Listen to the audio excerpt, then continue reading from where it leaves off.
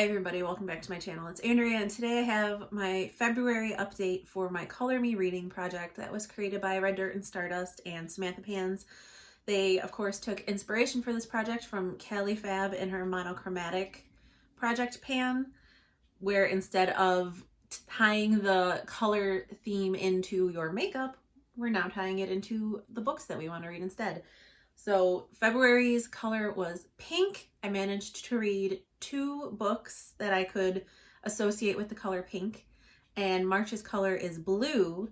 So I'm going to very quickly speak about the 2 books that I read in February, and then I will show you my quite large, actually, pile of blue books, which to be honest, I'll probably won't get through most of them, but these are the ones that I'm going to be choosing from for the month of March. So first off, the first book that I read for February is Forgotten Country by Katherine Chung. This is what I would call a family drama book. It's the main character is the eldest of 2 sisters. The youngest sister has kind of just like disappeared, as in, not as in like she's missing, but disappeared as in she basically has cut off her family.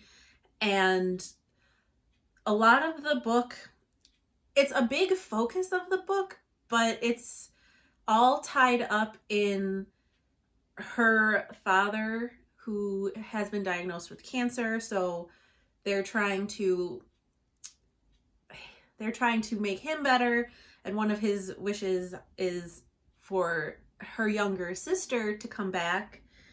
And the whole book is kind of exploring like why the youngest sister left, the older sister's feelings, and how she's dealing with being the one in the family being the child in the family who's left to quote unquote take care of her parents and be loyal to her parents while her sister just does her thing with seemingly no consequences. And you do, at the end of the novel, you do find some answers, but not everything is wrapped up in a neat little bow, it's not that kind of a novel.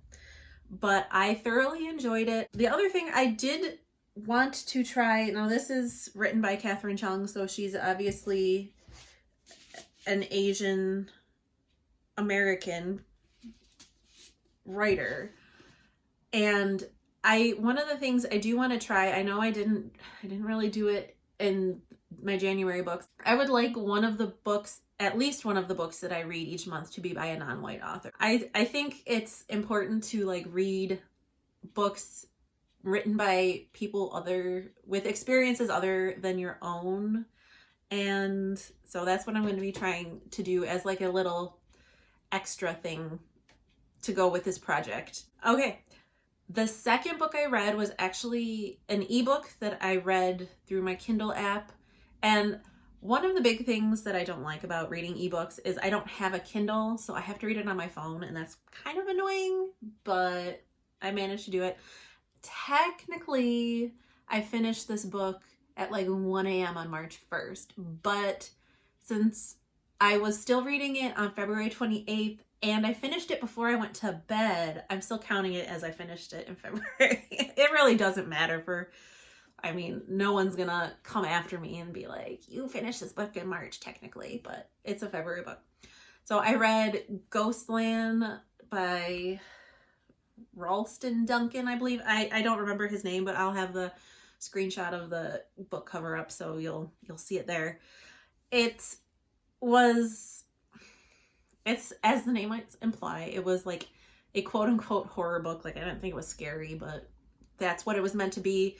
It was very reminiscent of like those horrors like kind of slasher movies, like, but just everybody dies basically. Like the basic premise is there's these 2 teenage friends who love horror and all that kind of thing, and there's a new amusement park in town called Ghostland. So the park has this technology which I don't know if it was just like the technology wasn't fully explained or explained very well, or if I'm just not smart, but I didn't really understand how the technology like kept these ghosts where they were supposed to be in the park, so you could like not even really interact with them, but you could see them and stuff.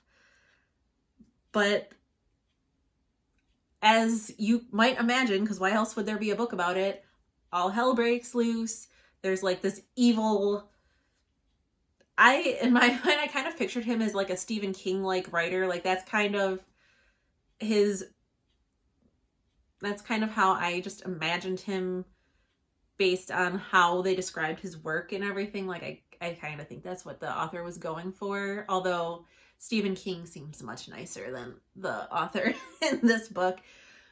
But the whole Ghostland idea was like his vision, and he's supposedly been dead for like 20 years, but his ghost is he's in the park, but it's just so weird. I don't even know how to explain this. It's just scene after scene after scene of like people being murdered by ghosts, and these two teenagers are trying to escape. Like that's basically what it was. It was entertaining enough for me to read it and like finish it and mostly enjoy it. It was not entertaining enough for me to want to read the 2 sequels. So I don't even understand where they would go with it. Okay, so I'm gonna stop even trying to talk about the books that I read because I'm having a time with it. I don't know what my problem is today. So this is my stack for March. And I'm obviously not going to get through most of these, but when I want to read these, this is the pile I'm going to pick from. The first one, I've already started reading this one actually. And I picked it because of the title. It's The Bluest Eye by Toni Morrison. I've read Beloved, and that's the only thing I've read by Toni Morrison, and I believe I read that. I don't remember if it was high school or college, but I read it for school. So I'm going to read this one. I'm already reading that one, so I'm going to try to finish it. I have The Awakening by Kate Chopin. I guess if you were like saying it like the composer would be like Kate Chopin, but I don't know. This one is fairly short. It's like 150 pages, so I might be able to knock this one out. I'm sure this is one that, well, see, I got it from Barnes & Noble for like $4, so this is more, I think, supposed to be more like a kid's book, so I might try to read this or read parts of it with my kids, but they're a little too young still. But it's called What We See in the Stars. It's by Kelsey Oside, and I got this at, I don't remember the name of the shop. I know my sister Maria will because I got it when I went to visit her in Chicago one time. I got this in a store in Chicago just because, well, one, I thought the cover looked cool, but two, one of my fondest elementary school memories, and I don't have a lot of those, was every year doing Star Lab for library, where it was basically like this giant inflatable silver igloo that we would crawl into, and the librarian would show the different constellations and tell like the mythology origin stories of those constellations. And that was always my favorite like thing every single year. So I'm not super interested in astrology per se, like star signs and I'm in the house of this with the waning moon and whatever, all that junk and star charts, and that's not the part of astrology I'm interested in. I'm interested in the mythology behind the stars. So I'm hoping to read this one. This one is it's mostly green, but like the spine is blue and the title is blue. This is A History of Ghosts.